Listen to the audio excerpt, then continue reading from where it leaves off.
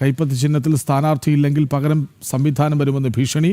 ജനപ്രതിനിധികളടക്കം Chathannoor block Congress കമ്മിറ്റിയിൽ രാജ്യഭീഷണി മുഴക്കി. വിവരങ്ങളുമായി എം മനോജ് ഒപ്പം ചേരുന്നു. മനോജ്, നാടുനീളെ UDF-ൽ പ്രശ്നമാണ്. പല മണ്ഡലങ്ങളിലും സമാനമായ അവസ്ഥയാണ്.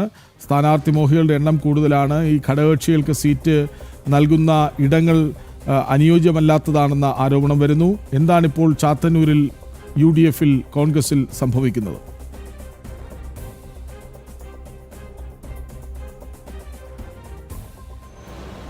കൃഷ്ണരാജ്, ചാത്തന്നൂരിൽ ഫോർവേഡ് ബ്ലോക്കിന് ഈ സീറ്റ് നൽകിയതുമായി ബന്ധപ്പെട്ടാണ് തർക്കം രൂക്ഷമാകുന്നത്. അതായത് ഈ ചാത്തന്നൂരിനെ സംബന്ധിച്ചിടത്തോളം UDF നേതാക്കൾ തന്നെ പലരും യൂത്ത് കോൺഗ്രസ് അടക്കം രംഗത്തെത്തുകയും തുടർന്ന് ഈ ഫോർവേഡ് ബ്ലോക്കിന് ഈ ചാത്തന്നൂർ സീറ്റ് നൽകുന്നതുമായി ബന്ധപ്പെട്ട് പല പ്രതിഷേധങ്ങളും ഉയർത്തിയിരുന്നു. കഴിഞ്ഞ യോഗത്തിലുൾപ്പെടെ ജനപ്രതിനിധികളടക്കം രാജിവെക്കുമെന്നുള്ള ഒരു ഭീഷണി മുഴക്കിയിരുന്നു.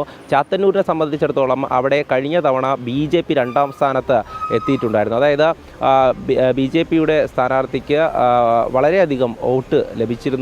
അതോടൊപ്പം തന്നെ ഇത്തവണ തെരഞ്ഞെടുപ്പിൽ വലിയ വിജയപ്രതീക്ഷയാണ് BJP മുന്നോട്ട് വയ്ക്കുന്നത്. അതേസമയം തന്നെ ഈ ചാത്തന്നൂർ നിയമസഭ മണ്ഡലവുമായി ബന്ധപ്പെട്ട് UDF തീരുമാനിച്ചിരിക്കുന്നത് ഈ ഫോർവേഡ് ബ്ലോക്കിൻ്റെ ദേശീയ സെക്രട്ടറി ആയിട്ടുള്ള ദേവരാജന് സീറ്റ് നൽകാൻ വേണ്ടിയാണ്. അത്തരത്തിൽ ദേവരാജന് സീറ്റ് നൽകുകയാണെങ്കിൽ വലിയ പ്രതിഷേധം തന്നെയാണ് ഈ കോൺഗ്രസ് നേതാക്കളുടെ ഭാഗത്തു നിന്ന് ഉയർന്നു വരുന്നത്. കാരണം ഏറെക്കാലമായി തന്നെ കോൺഗ്രസ് ആവശ്യപ്പെടുന്ന ഒരു സീറ്റാണ്.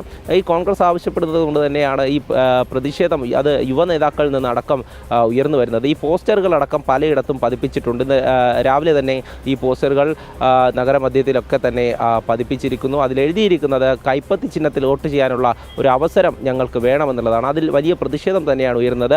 അതേസമയം തന്നെ R രാജേന്ദ്രനെയാണ് CPI മുന്നോട്ട് വച്ചിരിക്കുന്നത്. സീറ്റിൽ എന്തായാലും കടുത്ത മത്സരം നടക്കുന്ന ഒരു മണ്ഡലമാണ് ചാത്തന്നൂർ. ചാത്തന്നൂരിനെ സംബന്ധിച്ചിടത്തോളം BJPക്ക് ഏറെ വിജയപ്രതീക്ഷയുള്ള ഒരു മണ്ഡലം കൂടിയാണ്. അതുകൊണ്ട് തന്നെയാണ് UDF-ൽ ഇത്തരത്തിലുള്ള അതൃപ്തികൾ ഇങ്ങനെ തുടരുന്നത്. വലിയ തരത്തിലൊരു ഇതിനകത്ത് തന്നെ നേതാക്കൾ തമ്മിലുള്ള വാക്കേറ്റവും ഭീഷണിയും രാജ്യഭീഷണിയും അടക്കം ഉണ്ട് എന്നുള്ളതാണ്.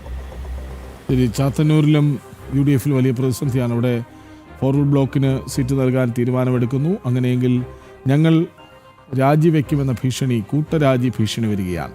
എം മനോജാണ് വിവരങ്ങൾ നൽകിയത്.